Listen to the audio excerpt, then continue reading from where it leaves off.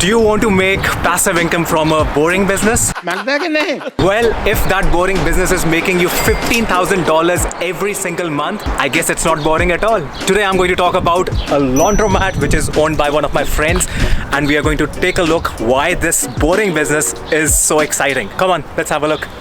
Hey Randy, what are you doing, man? Hey buddy, how's it going? Long time no see. Yes. Yeah, today finally we have arrived to have a look at your laundromat. Yes. Heard very exciting things about it. I thought that it was a boring business, but the way that you were telling me about the revenue, I don't think so. It's a boring business at all, man. I mean, it's pretty boring. It's repetitive. It's the same things over and over. It doesn't have to be exciting. Money coming every single month is also repetitive. Right. It's not Consistency is key. Consistency is the key. So what is the process? Like because I've never been to a laundromat, right? Like as a customer.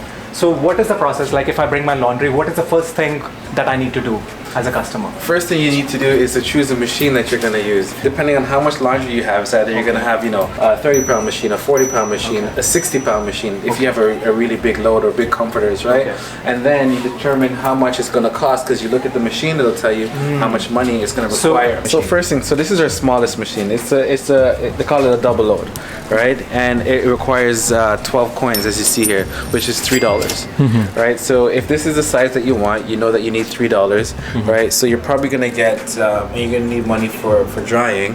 So maybe $4 altogether, right? It'll get you a double load done, right? So you take your $5, split it into the bill changer. You're gonna get back $5 worth of quarters. You use some here. You save $1 for the dryers.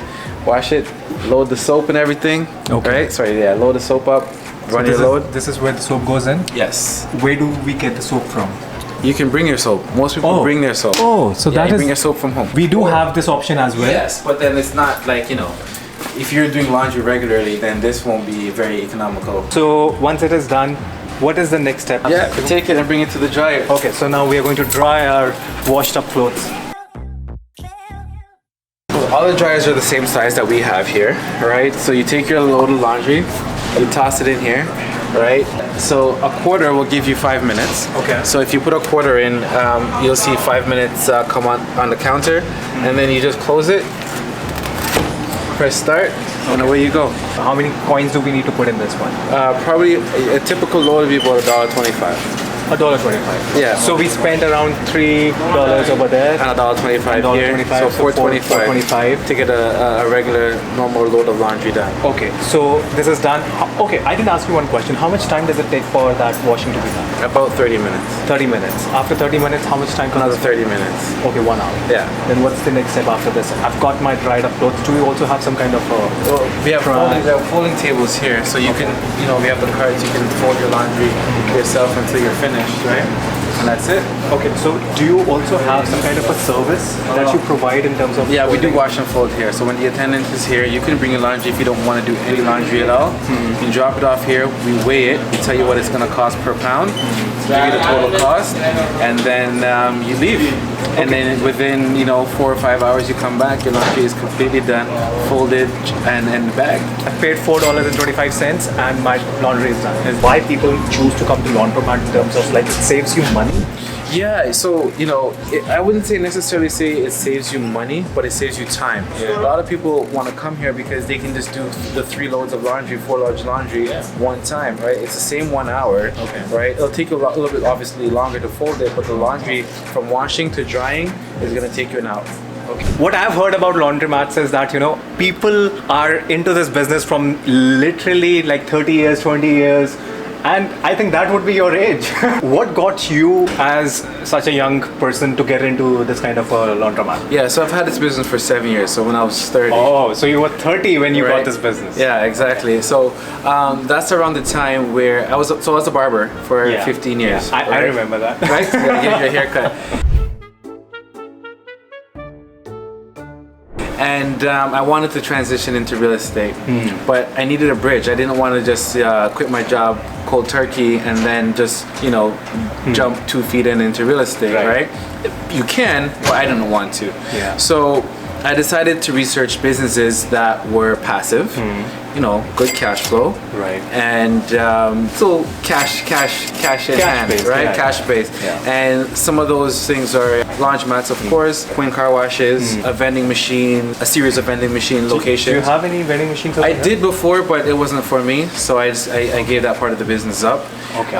So I found a laundromat, and I was like, you know what? Maybe laundromat would be pretty good.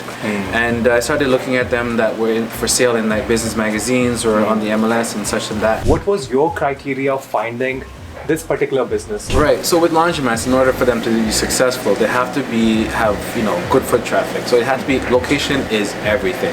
Okay. Location is everything, right? And it's a brick and mortar business, right? Like, so you need to make sure that the location is positive for anyone.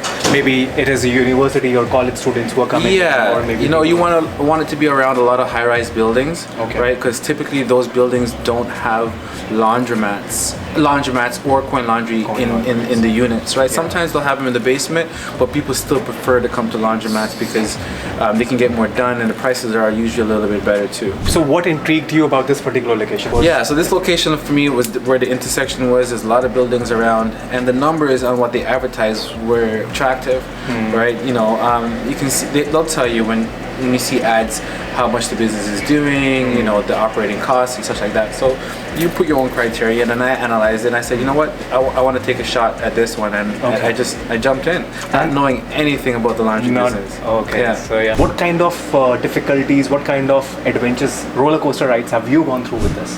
Oh my God. As you can see, if you come look at this door here, right?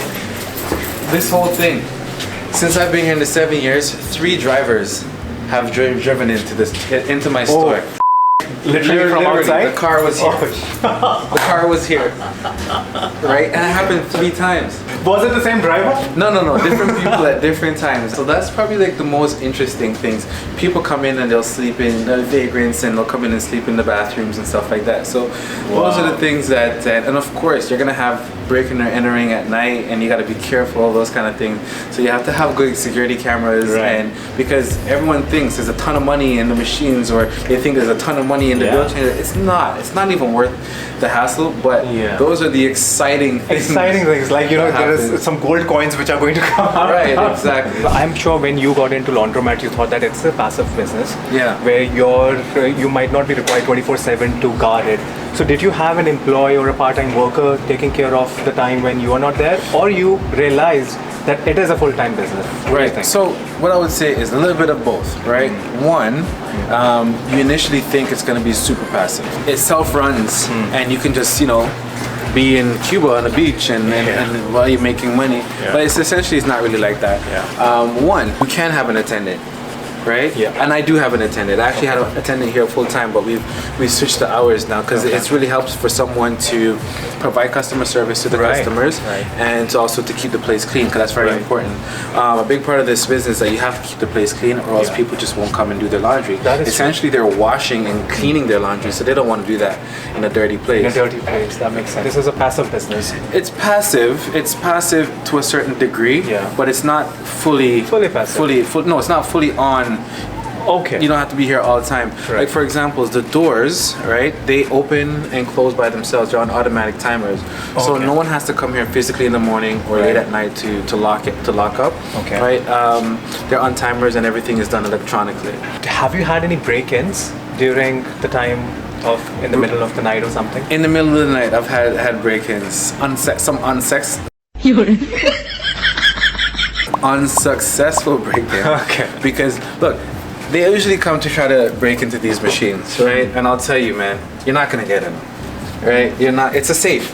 This is a safe. This is a It's a safe. This is forged steel. Crack. You're not getting inside, right? You're gonna cause more damage and me more headache than anything else. But it's not gonna. And by the amount of time it's gonna take, the police will already be here. So does it also have an alarm system? Yeah, sensors on there. Yeah, tamper resistant sensors on there. This is essentially the nucleus of the business, right? So if this goes down, you're not making any money because people aren't able to get change, and everyone comes with their bills, right? They convert their bills into coins. The coin goes into the machine.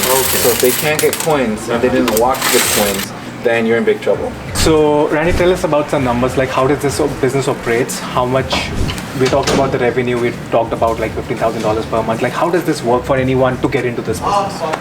Yeah, I mean, you really have to watch your numbers, right? Because your overhead costs are going to be there almost no matter what. And if you don't own the building, right, your lease is going to be your biggest expense, right? And then your insurance and hydro, water, and heating are directly related to the amount of business that you are doing, right? So that's a good thing. So the more business you're doing, the higher the utilities, which is a good thing. Right? And if you're thinking about buying a business like this, you can also analyze the business by how much the utilities are. Right, you can almost tell exactly how much the business is doing per month, right, based on the amount of utilities. Roughly, should be about 25 to 30% of your gross revenue is your utility cost, and that's a good benchmark for you to. What other expenses come in? Like it depends if you have an attendant or not. Obviously, that's a cost. Your repairs is going to be a cost. Maintenance, and then insurance, your insurance, the internet and phone and that kind of thing. But it's set. You know what I mean? It's set. So what is the, like, let's say if we are able to calculate the income and the expenses, do we have a decent cash flow coming out of this business for anyone? It really comes down to location. There's laundromats that fail. There's laundromats that thrive. Right. It comes down to location. It comes down to your marketing. It comes down to regular, actually business attributes. You know what I mean? Okay. Location, I would say, is the most important thing, though, because honestly, I haven't advertised since I've been here, and the business has been consistent. The revenue is pretty consistent, and I know, give or take, how much it's gonna bring in. Okay. All right, Randy. Thank you so much, man. No problem, man. My pleasure. Great to have you. And next video we will definitely do with Randy, where we are going to talk about real estate. For those who don't know, he's a real estate investor and an agent as well. So we're going to talk about that too. Do your due diligence. You don't have to start any new business, but you can actually buy one. And also, if you like this video, please do subscribe to my channel and press the bell icon. And if you like this video, I'm pretty sure you like this one too. Have a look. You see the drippy, I'm fitted up. Hop in my car and the giddy up. Secure the bag, yeah, I get the bus.